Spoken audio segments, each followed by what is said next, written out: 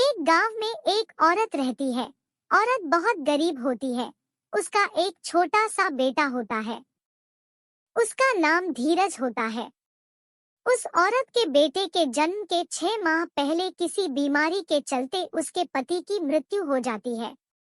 धीरज अपनी माँ के साथ रहता है। उसकी माँ धीरज को अपनी जान से भी ज्यादा प्यार करती है, क्योंकि वही उसके पति का एकमात्र धरोहर होता है। वो मेहनत और मजदूरी करके अपने बच्चे का पालन पोषण करती है और कभी भी पिता की कमी महसूस नहीं होने देती।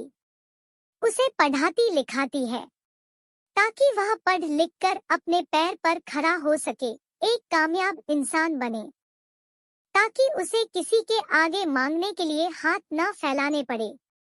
धीरे धीरे धीरज हाई स्कूल पास कर लेता है, तो पढ़ने के लिए उसे गांव से दूर शहर जाना पड़ता है। धीरज दिल लगाकर पढ़ाई करता है और मंडल में टॉप रैंक हासिल करता है।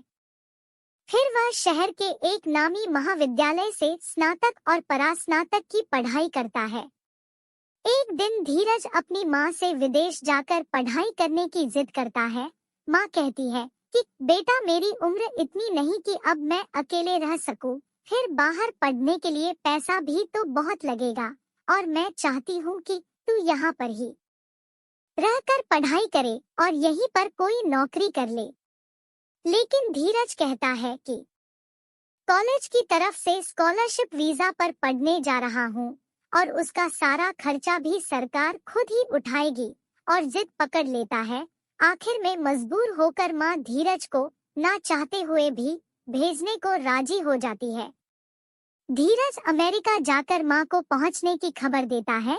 माँ उसे हिदायत देती है कि ज्यादा दोस्तों के चक्कर में ना पड़े और अपने काम से काम रखें, और हर रोज धीरज माँ को फोन करता है और माँ उसे हर रोज हिदायत देती और समझाती है। पहले तो कुछ दिन फोन रोज आता था, फिर धीरे धीरे कम होने लगा, कभी हफ्ते में एक बार और फिर कभी महीने में। और माँ यह कहकर खुद को समझा लेती कि पढ़ाई में ध्यान होगा, इसलिए फोन नहीं कर पाता होगा।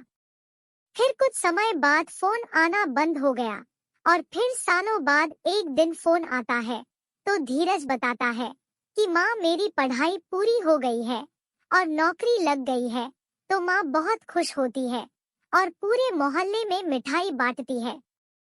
अब धीरज माँ के लिए कुछ पैसे भेज दिया करता था, लेकिन धीरे धीरे करके वह भी बंद हो गया। फिर 2 साल बाद फोन आता है तो धीरज बताता है, माँ, मैंने शादी कर ली है। तो माँ बहुत खुश होती है और उसे बीवी को लेकर आने के लिए कहती है, लेकिन धीरज बहाना बनाकर टाल देता है और माँ को कहता है कि माँ, तुम यहाँ आ जाओ, मैं आपको बुलाने आ रहा हूँ। तो माँ मना कर देती है कि बेटा, मैं यहीं पैदा हुई हूँ और यहीं पर मरूंगी। फिर 1.5 साल बाद धीरज फोन करता है कि माँ, मैं आपको बुलाने आ रहा हूँ, आप दादी बन गई हो, आप यहाँ बच्चों के साथ रहोगी तो आपका मन भी लगा रहेगा। और माँ के मना करने के बाद भी वह आ जाता है तथा माँ को साथ चलने के लिए कहता है। माँ मना करती है, लेकिन बेटे की जिद के आगे उसकी एक नहीं चलती। धीरज अपना गांव वाला घर भी बेच देता है और सामान और माँ को लेकर एयरपोर्ट पर आ जाता है तथा माँ को बैठाकर यह कहकर कि मैं टिकट लेकर आता हूँ कहकर चला जाता है। माँ बैठी बैठी इंतजार करती है। 10 मिनट, 30 मिनट, 1 घंटा, 2 घंटा और 5 से 6 घंटे हो जाते हैं, लेकिन धीरज वापस नहीं आता। माँ परेशान होने लगती है। माँ को परेशान देखकर एक गार्ड उनके पास आता है और पूछता है कि माँ जी, आप परेशान लग रही है और काफी देर से बैठी है, आप किसी का इंतजार कर रही है क्या? तो वो उसे सारी बात बताती है कि मेरा बेटा टिकट लेने गया है और अभी वापस नहीं आया। तो गार्ड नाम पूछता और बोलता है कि मैं जाकर पता करके आता हूँ, और 5 मिनट बाद आकर बताता है कि माँ जी, इस नाम का व्यक्ति तो 2 बजे की फ्लाइट से चला गया, जो कि अमेरिका गई है। इतना सुनते ही माँ कहती है कि नहीं, मेरा बेटा मुझे छोड़कर नहीं जा सकता।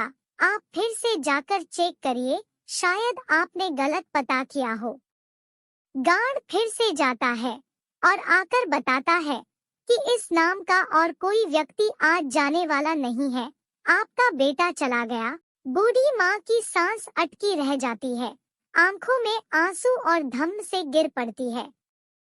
गार्ड उसे उठाकर कुर्सी पर बैठाता है और पूछता है कि आपके घर का पता बताइए, मैं आपको घर तक छोड़ दूंगा।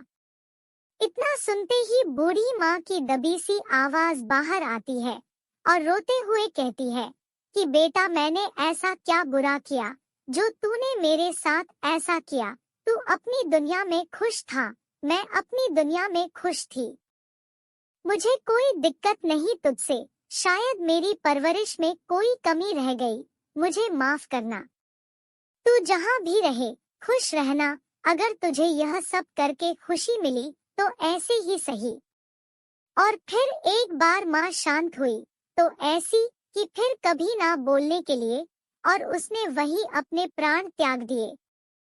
लेकिन जाते जाते भी बेटे के लिए उसकी आंखों में इंतजार और जुबान पर दुआएं थी। तो दोस्तों, वीडियो अच्छी लगी हो तो वीडियो को लाइक करें और ऐसे ही मजेदार वीडियोस को देखने के लिए चैनल को सब्सक्राइब कर ले।